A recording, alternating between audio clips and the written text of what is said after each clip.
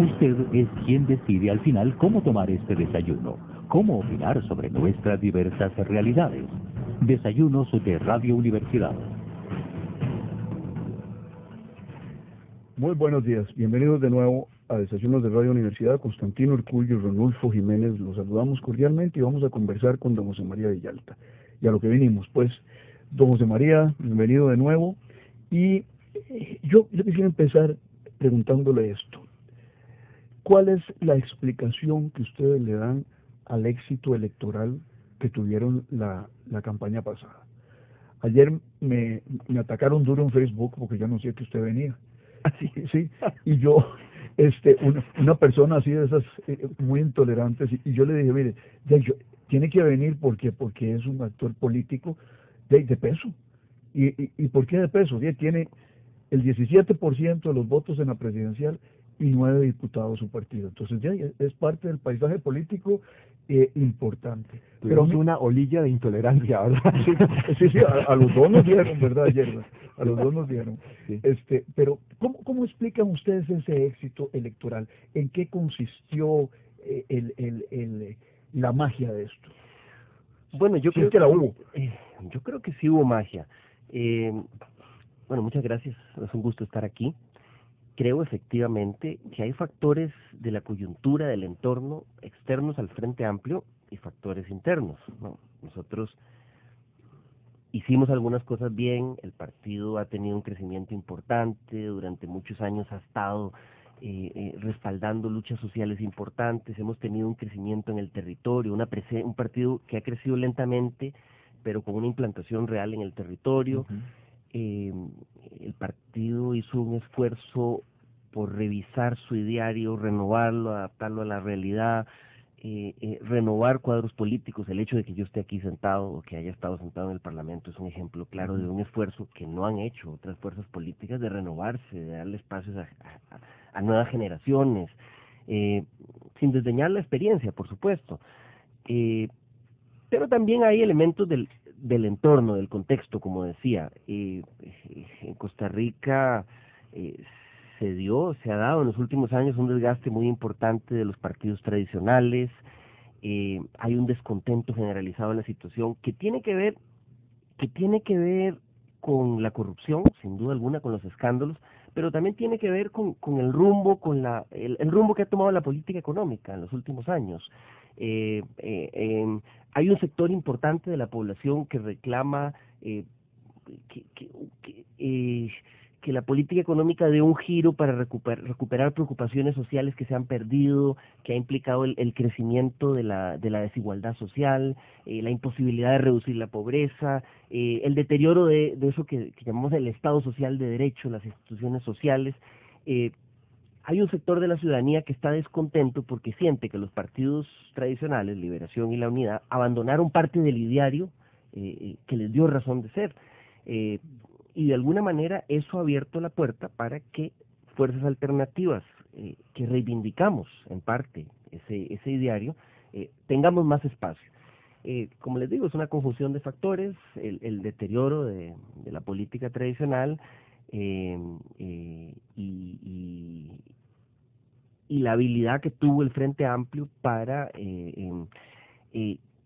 quitarse de encima, aunque en la campaña nuevamente nos los trataron de endilgar, quitarse de encima estereotipos, discursos que no corresponden a la realidad actual, presentar una propuesta más fresca, más renovada, sin abandonar principios que son importantes para nosotros. Déjeme hacer una pregunta sobre el ideario, casualmente, ya que usted se mete ahí. Yo personalmente pienso que el grueso de la gente vota por razones que no son ideológicas, es decir, en el sentido de que la política económica la analizamos en las universidades, los resultados de la política económica, eso sí lo siente el pueblo, pero digamos, desde el punto de vista del ideario, yo lo vi a usted en la campaña que un periodista, y sería bueno para que definiéramos, ¿verdad? Un periodista le hizo una pregunta, le dijo, ¿usted es socialdemócrata? Y usted le dijo al periodista, no, yo no soy socialdemócrata, yo soy socialista democrático. Y entonces ahí me quedó dando vueltas desde entonces, vea, un año y pico, me quedó dando vueltas esa respuesta. Y ¿qué significa ser socialista democrático y cuál es la diferencia entre ser socialista democrático y ser socialdemócrata? Bueno, en Costa Rica mucha. En Costa Rica mucha. No, porque ustedes dicen que Liberación Nacional ya no es socialdemócrata. Claro. Bueno, esa pregunta puede tener una derivación. Podríamos discutir sobre las historias, sobre la historia de las ideas, ¿no? Sobre conceptos teóricos, pero también sobre la implantación en la realidad.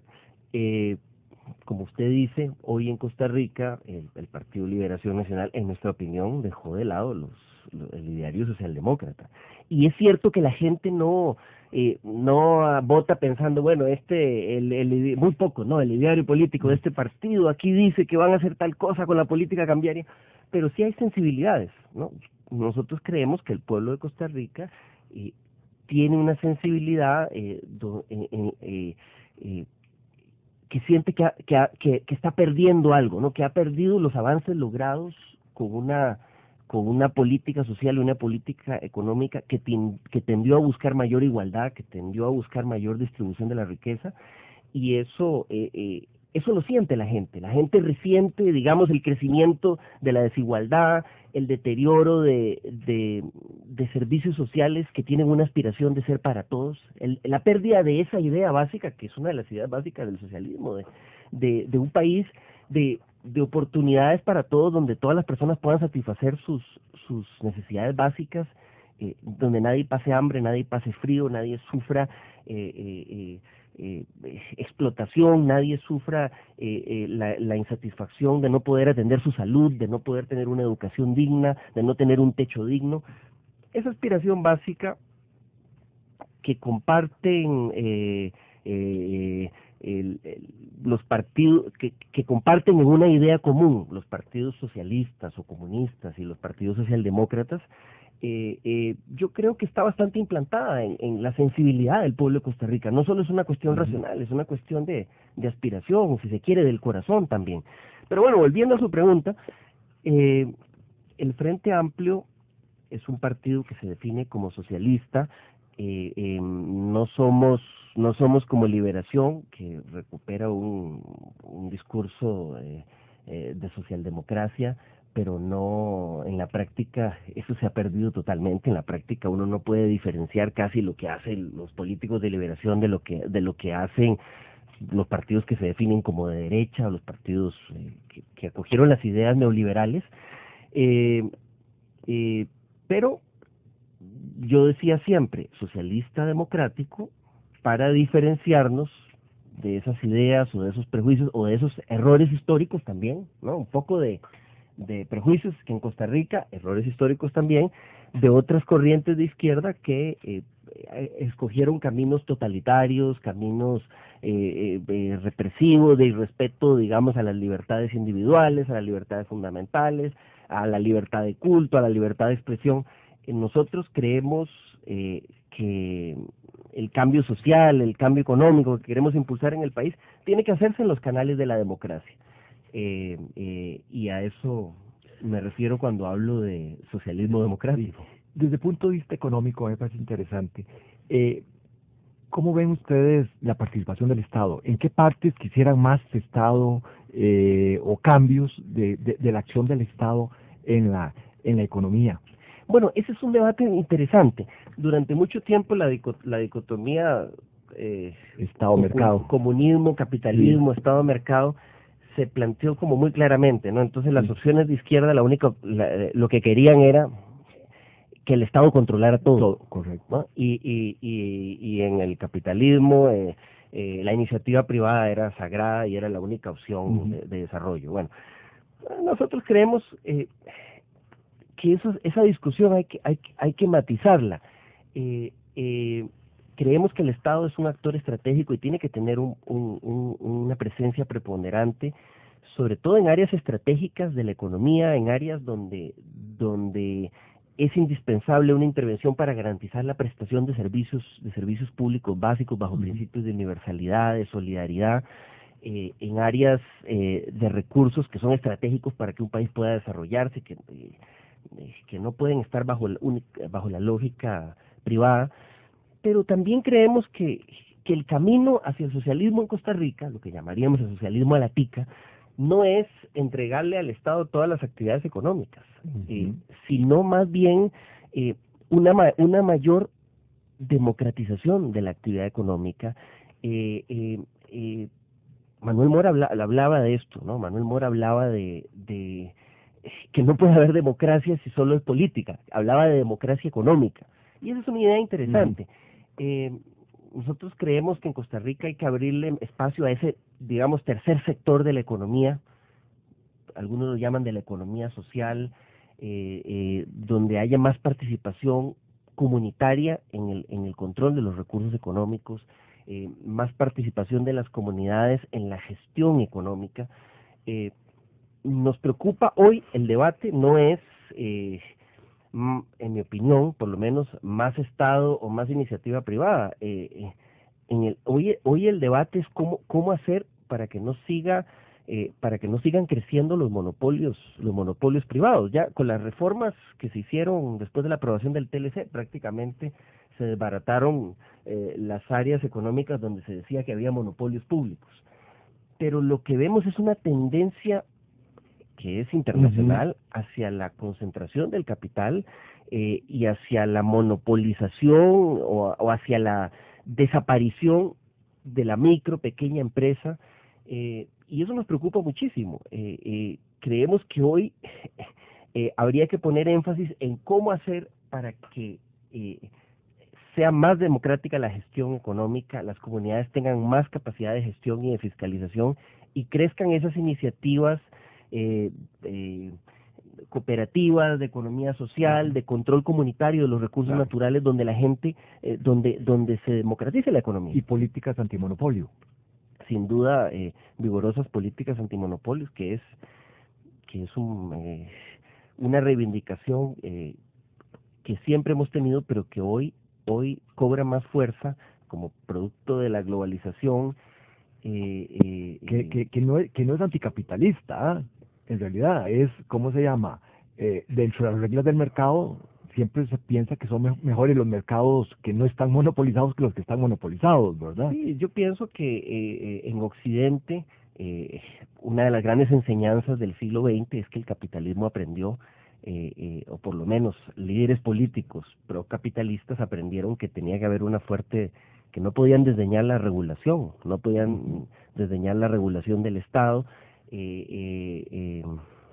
La Gran Depresión dejó grandes enseñanzas a principios del siglo XX, pero también en el tránsito de ese siglo XX, donde se fortaleció un estado de bienestar en muchos países, se logró, digamos, ciertos equilibrios, probablemente por el temor también al crecimiento del comunismo en algunos países, se impulsaron fuertes y vigorosos programas que promovieron una mejor distribución de la riqueza.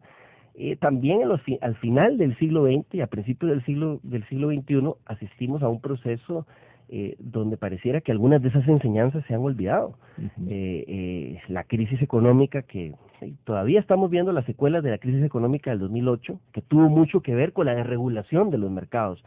Es decir, poca gente hoy defiende un capitalismo salvaje donde no haya regulación, pero la verdad es que en algunas áreas eso no se lleva a la práctica y la economía está totalmente desregulada también en nuestro país. Don José María, usted hace un ratito dijo algo que a mí me parece que es, en cierto sentido histórico, viniendo de un dirigente de la izquierda costarricense, porque habló de errores históricos, del socialismo.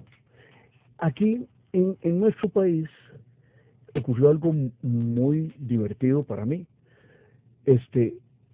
Ocurrió el 20º Congreso del Partido Comunista de la Unión Soviética, el reporte de Khrushchev, donde se empieza a enjuiciar el estalinismo. Luego viene una división en el mundo comunista entre chinos y soviéticos. Se cae la Unión Soviética y no ha habido una reflexión sobre qué fue lo que pasó. Es decir, qué es lo que ocurre. Inclusive no hay una reflexión sobre algo interesantísimo que es el fenómeno chino, que donde hay un partido comunista que predica el socialismo de mercado. ¿Qué es eso de socialismo de mercado? Es decir, un socialista Yo democrático... también he tenido amplias discusiones con personas, con chinos, para que me expliquen un poco.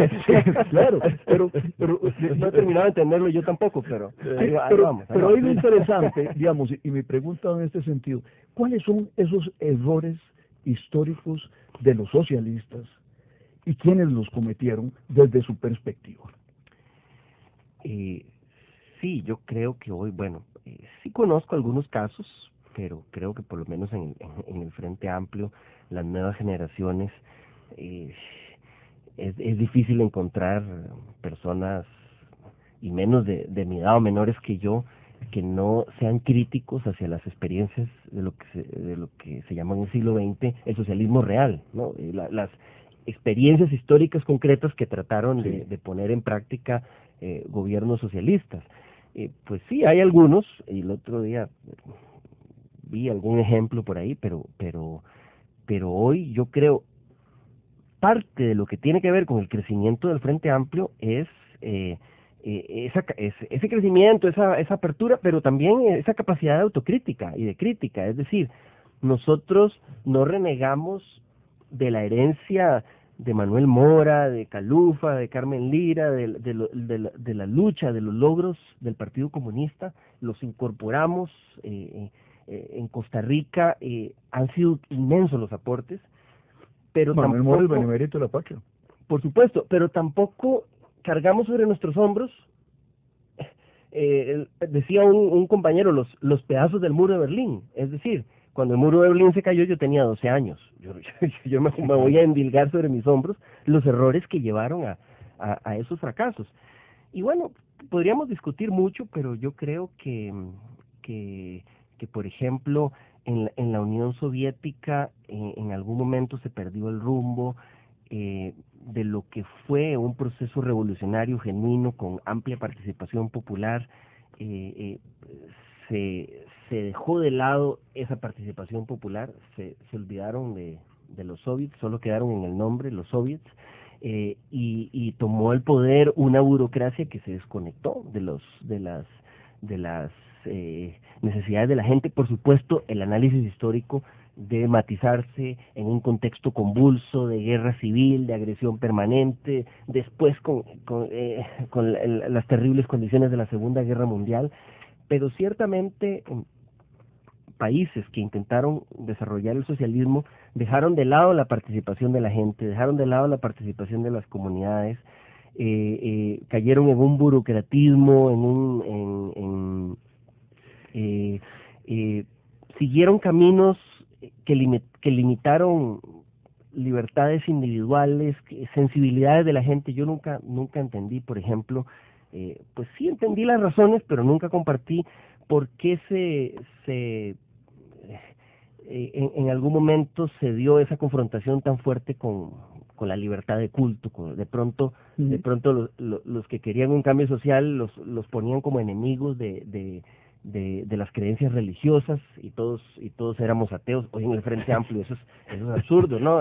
Los ateos son minoría, también los hay, pero hay una plena compatibilidad entre el cambio social y el respeto a la libertad de culto. Los cubanos están en un proceso que a mí me parece muy interesante, que se conoce poco en Costa Rica, tanto desde el punto de vista económico como desde el punto de vista de su visión de la religión y de la participación de los religiosos incorporando en la sociedad. reivindicaciones, ¿no? Sí. Los países socialistas, por ejemplo, no tuvieron hasta hace poco una preocupación y todavía algunos no la tienen, una preocupación por el tema ecológico, Sí. igual que el capitalismo, ¿no? Ambos eran desarrollistas, Sí.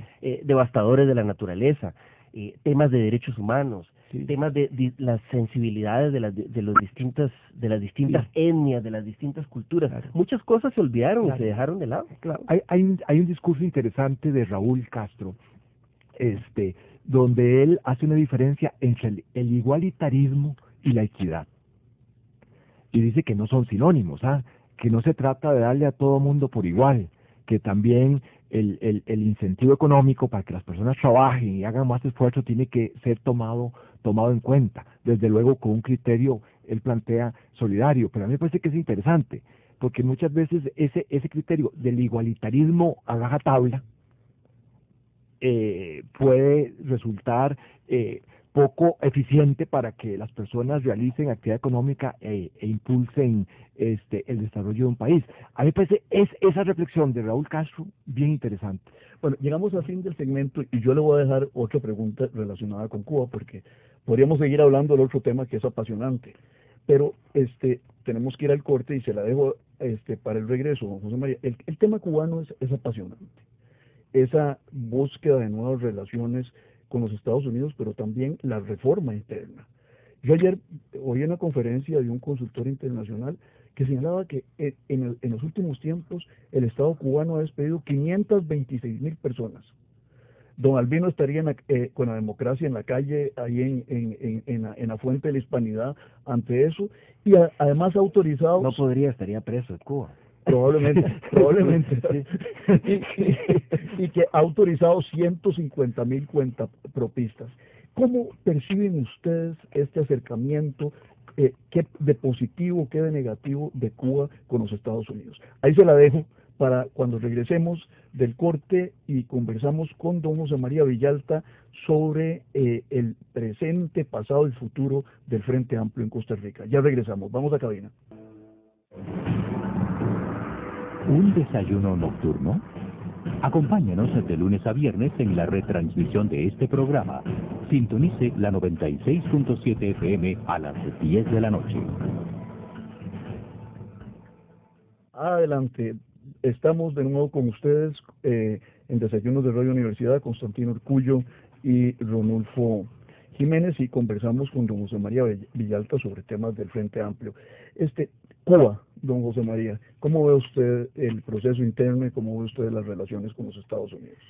Bueno, nosotros celebramos sin duda alguna el restablecimiento de relaciones entre Cuba y los Estados Unidos. Es un paso histórico, es una victoria de la Revolución Cubana. Por ahí pasaron un montón de presidentes que trataron de derrocar el gobierno y el proceso cubano, y al final pues el gobierno de Estados Unidos tuvo que reconocer que su estrategia había fallado y que había que buscar otro enfoque, un enfoque de diálogo y de más respeto a los procesos de cada país. Creemos que para el pueblo cubano va a ser positivo porque traerá inevitablemente el final del embargo, que ha sido desastroso para ese país. Es positivo para América Latina porque reintegra en los espacios multilaterales a un actor clave, y esperamos que también permita impulsar cambios que se desarrollarán no impuestos desde afuera ni dictados desde arriba, sino cambios que permitan mejorar las condiciones de vida del pueblo cubano, que el proceso cubano, el socialismo cubano, pueda reformularse, pueda mejorar lo que tenga que mejorar para que su pueblo viva mejor y se cumpla realmente esa aspiración de un desarrollo pleno del ser humano. Hablábamos ahora, por ejemplo, del surgimiento de cuentapropistas, ¿no? de pequeña iniciativa privada. Bueno, eso es positivo porque es parte de un proceso de democratización económica y quita esta idea de que el Estado tiene que controlar todo, pero ahí no será tan fácil que surjan monopolios privados o que se genere una gran desigualdad como puede pasar en nuestros países.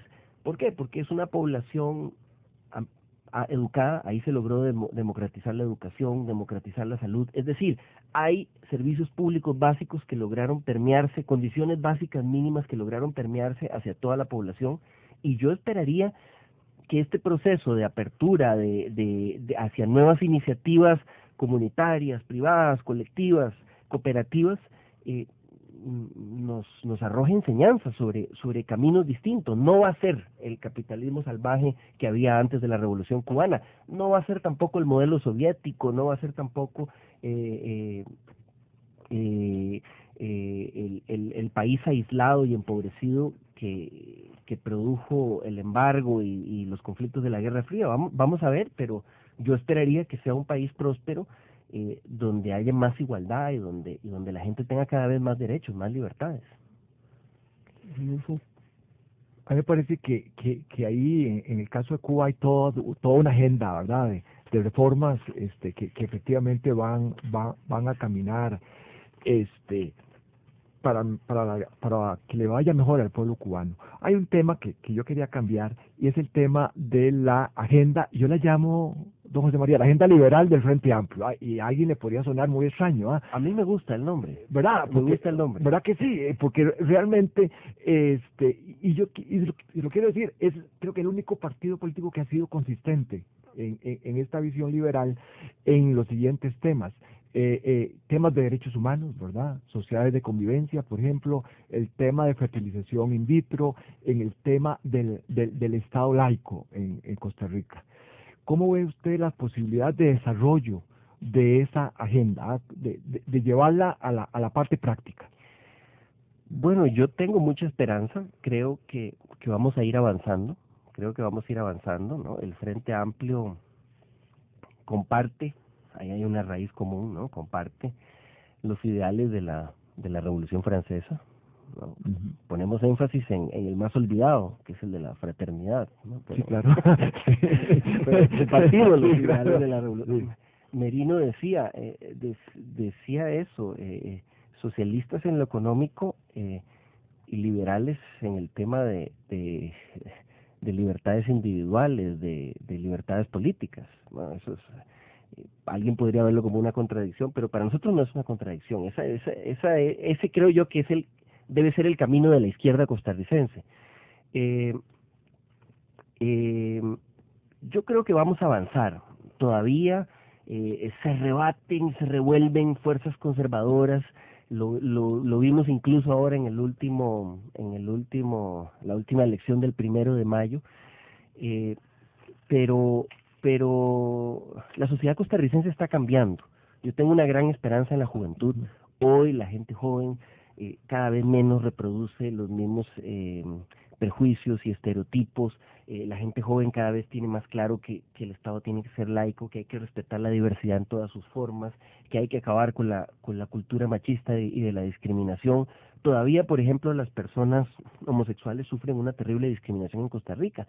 Todavía tenemos racismo en Costa Rica. Esta denuncia que hacen esas diputadas, a mí lo que más me marcó en esa noticia es la declaración de la diputada Maureen Clark, que dice: yo ya no pido que no haya racismo.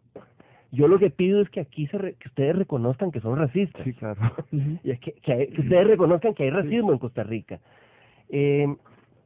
Creo que vamos a avanzar, ¿no? En Costa Rica, hace 65 años, un poco menos, no votaban las mujeres. Hace 100 años, las personas negras no podían pasar hasta el 49 de la zona atlántica. estuvo vigente eso, no podían pasar de Turrialba. Sí. Bueno, imagínense, hasta el 49, Sí. menos. Ahora, en menos esta de 100 asamblea años. legislativa, ¿encuentra posibilidades de algún avance? Es difícil en esta asamblea legislativa cualquier avance. Cualquier avance. En la agenda de derechos humanos y en cualquier otro tema. Si digamos los diputados de todos los partidos que compartimos esta visión, que compartimos una agenda progresista, nos uniéramos, se unieran de los distintos partidos, podríamos formar una mayoría, tal vez, ¿no? Aunque todavía hay fuerzas que estaría peleadísimo, ¿no? Todavía estamos casi 50 y 50 con las fuerzas conservadoras, los que no quieren avances en estos campos. Pero ustedes también tienen una división ahí interna. Doña Ligia Fallas va más allá, ¿ah? Ha presentado proyectos que no son los del Frente Amplio y que son más radicales en materia de bioética. ¿Cómo ve usted esa disidencia? Bueno, pero eso es bueno. Por un lado, le muestra al pueblo de Costa Rica la diversidad del Frente Amplio, y que el Frente Amplio no es ese partido radical, extremista que algunos quieren pintar. Pero en un Frente Amplio, en un verdadero Frente Amplio, ¿no?, progresista, de izquierdas, en plural, tiene que haber también personas como la diputada Ligia Fallas. El reto nuestro es que pueda coexistir la diputada Ligia Fallas con otros diputados y con otras visiones que no tienen sus mismas... Y no radicaliza a los sus conservadores posiciones. las posiciones de ella. puede pasar, es un riesgo, pero en la Asamblea Legislativa actual los conservadores están radicalizados solitos, es decir, de entrada. es decir, ya no hay más Alicia Fallas Sí, de la posición sí, intolerante sí, con la sí. fertilización in vitro, ¿no? Donde Sí. están arriesgando al país a una vergüenza internacional. El problema es que en la Asamblea actual hay un ambiente muy crispado, hay un ambiente de confrontación muy fuerte entre los partidos, que es herencia de esa campaña electoral también excesivamente intolerante, excesivamente agresiva, innecesariamente agresiva, que no se ha superado, ¿no? Yo veo a la fracción de Liberación Nacional, actitudes que tienen con este gobierno, y yo digo, sin que yo pretenda, digamos, eximir a este gobierno del montón de errores que ha cometido, yo veo una actitud tan agresiva y pienso, estos no han superado la derrota electoral, no han superado que perdieron las elecciones, veo una actitud muy destructiva y me pongo a ver, cuando yo era oposición a los gobiernos de Liberación, éramos tan agresivos, tal vez en el discurso sí, pero eso de no dejarle votar nada, de oponernos a todo, de bloquearle todo, no lo hacíamos.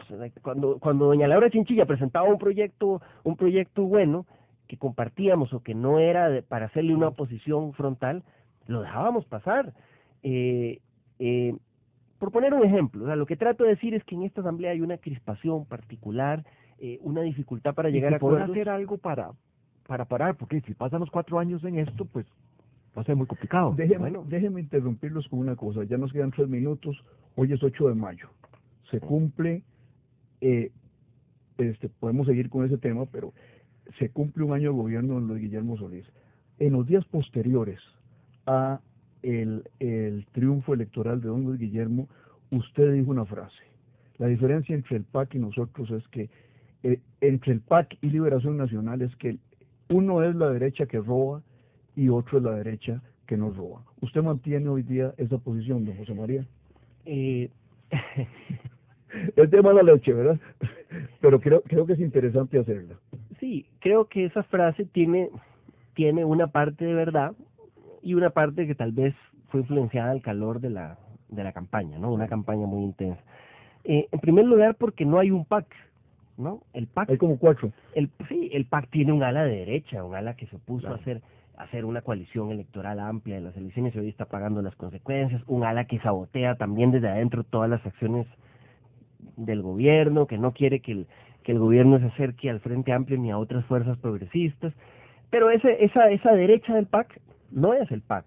Ciertamente en el PAC hay otra gente con la que podemos llegar a acuerdos. Entonces, en ese sentido, la frase que no son de derecha. Hay una parte del PAC que no es de derecha. Que no es derecha. La frase es inexacta, aunque claramente